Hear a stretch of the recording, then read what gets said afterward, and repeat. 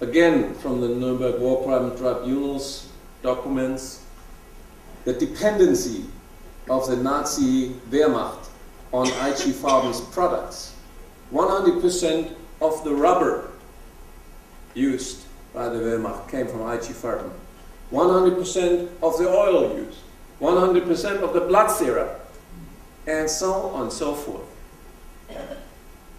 Any questions?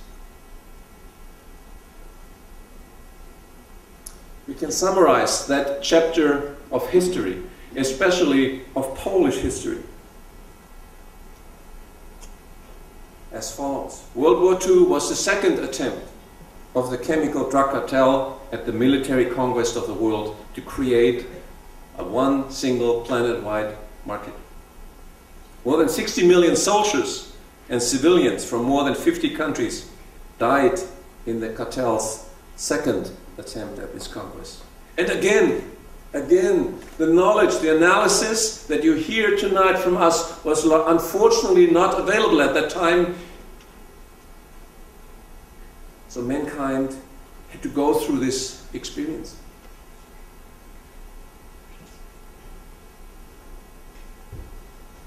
There was a trial, as we heard. 24 executives of IG Farben were tried in Nuremberg for crimes against humanity. We saw Fritz Demir sentenced for genocide, slavery, plundering and other war crimes. Imagine the head of Bayer, at that time the largest pharmaceutical company in the world, a company parading as the savior of mankind with new medicines, making billions with that image, and its head sentenced for mass murder.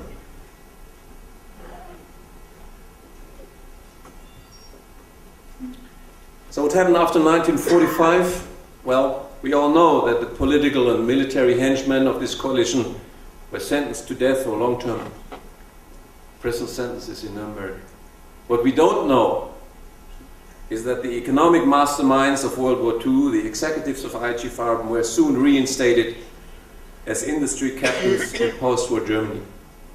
The shares of IG Farben, the main booty of World War II, went under the control of Rockefeller, the Rockefeller Investment Group in the US, and the Rothschild Group in the UK and France.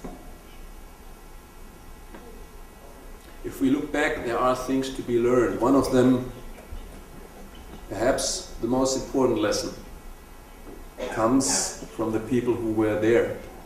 Many of them are here tonight. You will hear Jerzy Ulatowski speak to us tonight.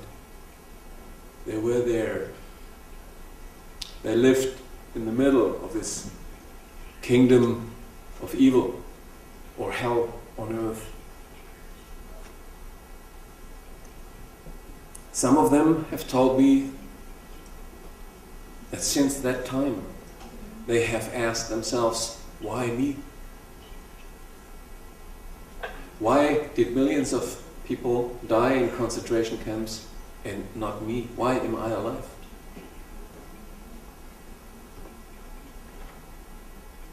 Chapter 6.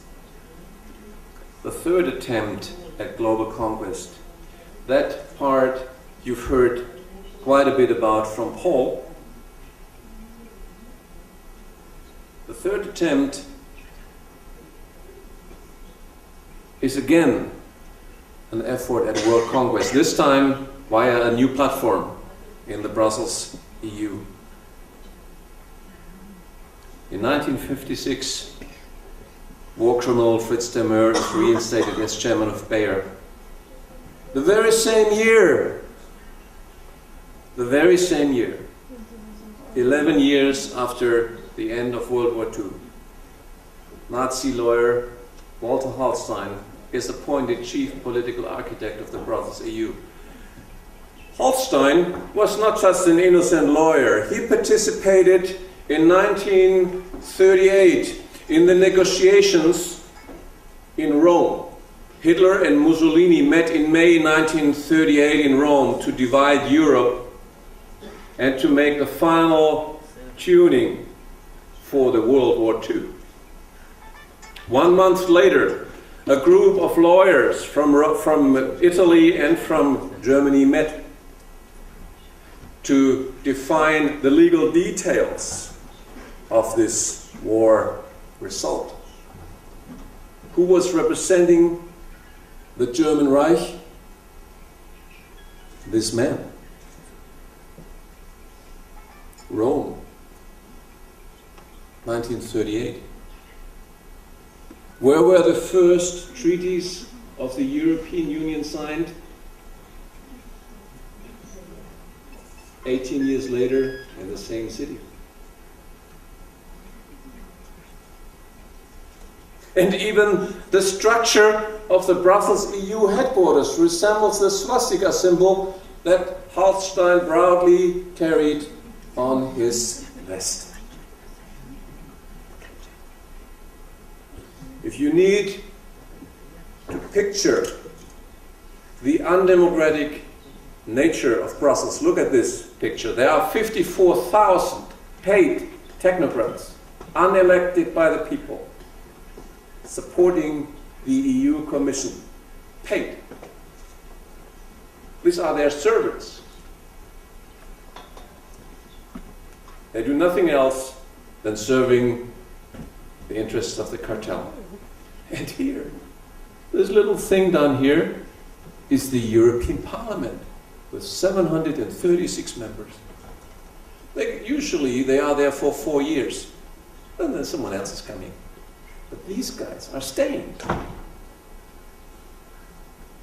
So on every member of the European Parliament, there are 80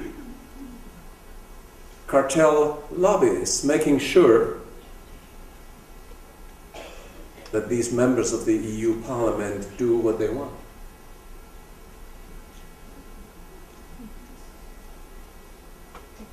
The EU Commission is the political executive, the government of Europe.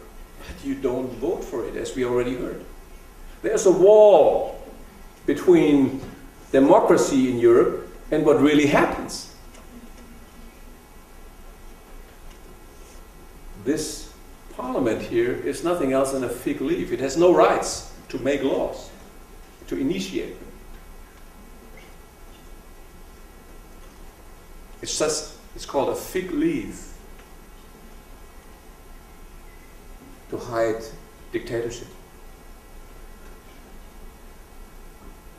So who today are the political stakeholders of the oil and drug cartel in Europe? These two.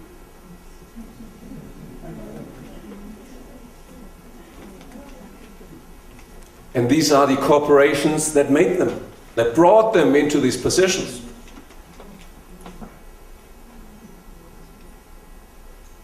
And these are the tools they operated. Does the Polish president or prime minister influence the decisions taken at the European level? Does the Swedish prime minister have any say in that? The one from Slovenia or Latvia? Of course not. These are the two guys that determine what's happening.